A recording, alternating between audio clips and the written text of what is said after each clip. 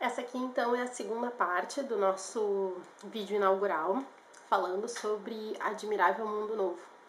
Bom, o fato é que a Linda e o John chegam nessa sociedade moderna e a Linda, imediatamente desprezada por essas condições físicas que eu já falei, e ao passo que o John é festejado e reverenciado como um ser exótico. Todo mundo quer ver, todo mundo quer falar com ele.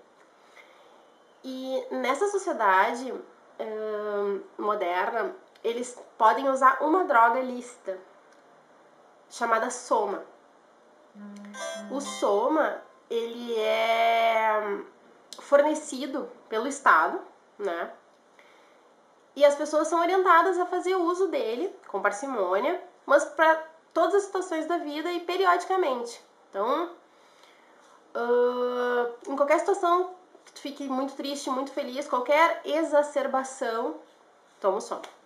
Então, quando a Linda volta e sente essa diferença entre o que ela se tornou e o que ela deveria ser, e as pessoas todas, ninguém quer interagir com ela, ela se fecha num apartamento, num quarto, que é pra ela, né, que ela é encaminhada, e ela se atira no soma. Então ela começa a tomar doses cada vez maiores e para dormir, para ficar sempre nesse mundo, nesse estado de inconsciência, porque a realidade dela é muito triste. Então o John, ele em compensação é festejado, reverenciado, todo mundo quer ver, todo mundo quer falar, e o Bernard se aproveita disso. Ele exibe o John como um pássaro raro, por assim dizer. Então, toda a falta de autoestima dele, ela vira para um excesso de estima. Ele fica muito convencido. Ele dá festas e ele exige que as mulheres transem com ele em troca de convites para festas. Enfim, ele se acha a última bolacha do pacote.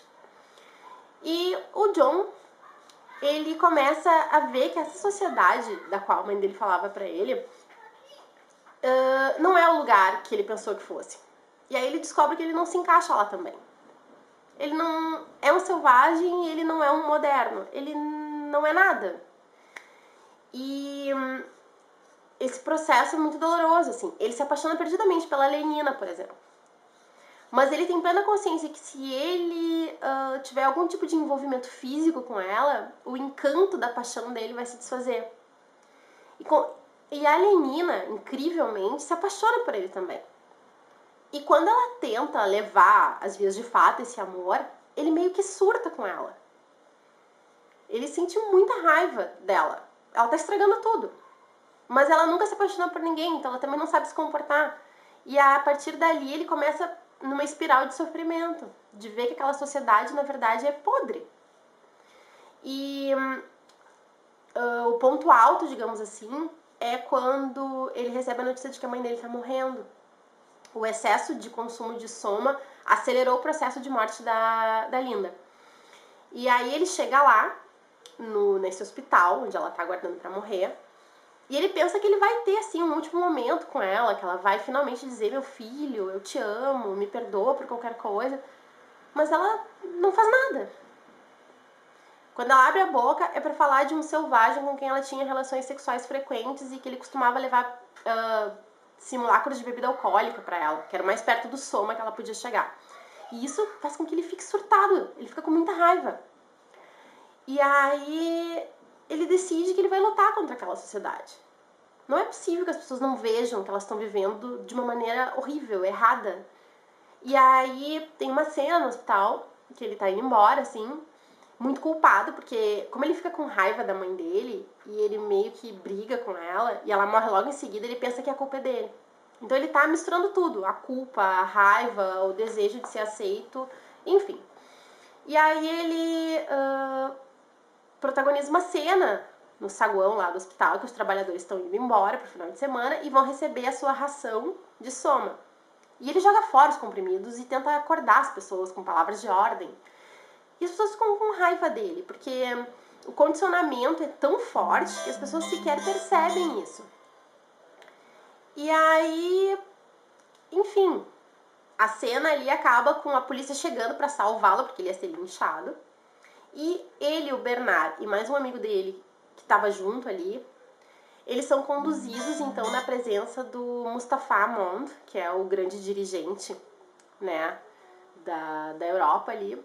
E aí eles começam um embate. É um embate muito, muito legal. Porque daí o selvagem, ele vai jogando na cara do Mustafa. Vocês acabaram com a ciência verdadeira, vocês acabaram com a arte, vocês acabaram com Deus, vocês acabaram com o amor. E para cada coisa que ele diz que eles acabaram, o que acontece? O Mustafa faz um contraponto.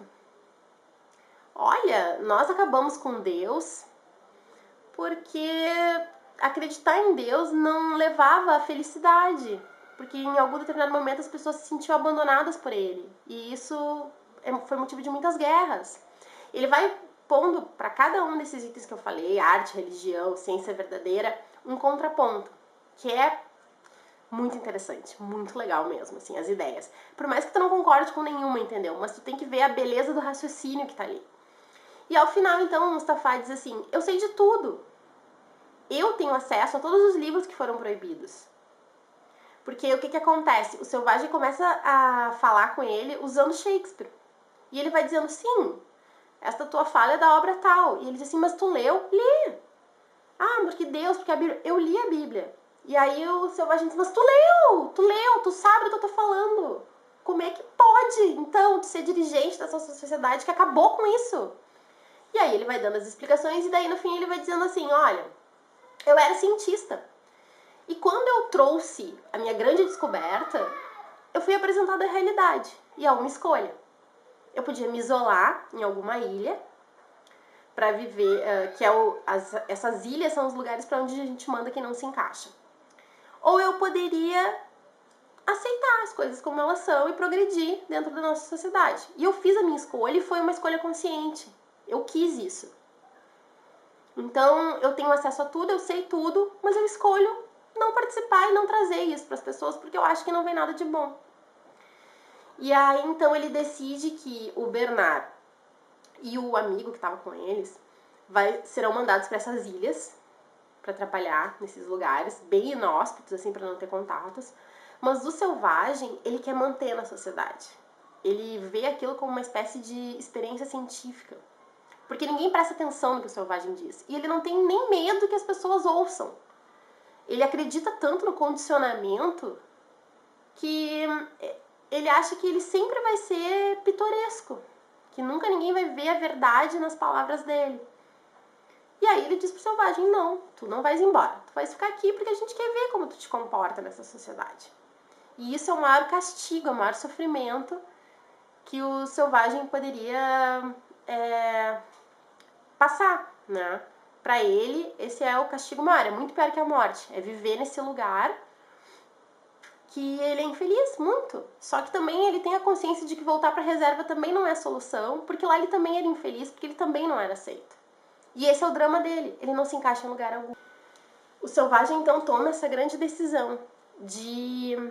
Ele vai, então, se eu não posso ir embora, eu vou viver aqui do meu jeito. E aí ele procura um lugar inóspito e decide viver como selvagem nesse lugar inóspito.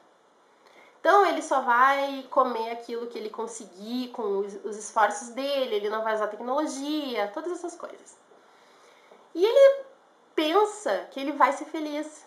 Na verdade ele não quer ser feliz, porque ele se julga culpado pela morte da mãe dele, ele quer expiar os pecados. E aí ele pensa que nesse lugar ele vai expiar os pecados dele, talvez encontrar redenção. Só que logo em seguida, as pessoas começam a ouvir falar de um selvagem muito pitoresco morando num farol. E começam a visitá-lo. É bem zoológico mesmo. E as pessoas começam a aparecer, ele tenta mandar as pessoas embora, mas quanto mais ele age daquela maneira selvagem, quanto mais ele briga, mais ele xinga, mais ele expulsa, mais as pessoas acham interessante aquilo. E mais elas têm vontade de conhecê-lo. Até que chega um determinado momento qualquer em que vem todo mundo, baixa a galera em peso, assim. E aí acontece uma espécie de catarse coletiva. É um momento de comunhão entre todos, assim, uma coisa meio mística até, mas enfim. E quando termina esse momento e todo mundo se dá por satisfeito e vai embora, ele meio que percebe que, sem querer, inconscientemente, ele participou daquilo, ele se entregou. E aquilo ali pra ele é a traição final, assim. É o ato, a ação com a qual ele não pode mais viver, por assim dizer. E aí o livro se encaminha pro final, então, a partir do momento que ele tem esse insight, assim, de que ele não pertence a lugar nenhum e ele não consegue se encaixar, e também ele não vai conseguir levar totalmente adiante esse plano de expiação dele. E aí o livro termina. E é muito interessante, é muito legal, eu recomendo que todos leiam. Tem alguns momentos, assim, que a leitura é um pouquinho árida, né, porque fala de ciência, de psicologia, de biologia, mas, assim, são sempre curtos, logo em seguida vem uma parte que tu consegue, assim, lidar melhor. E eu acho que isso mostra, assim, um pouco, né, tem tantos assuntos relacionados, eu penso em eugenia, eu penso nesse negócio das pessoas pesquisarem o código genético das crianças, do bebezinho, para saber se vai ter alguma doença no futuro ou não, de tu mexer nos genes que tu puder mexer para essa criança nascer sem alguns genes que podem causar doenças. Isso é realidade, né?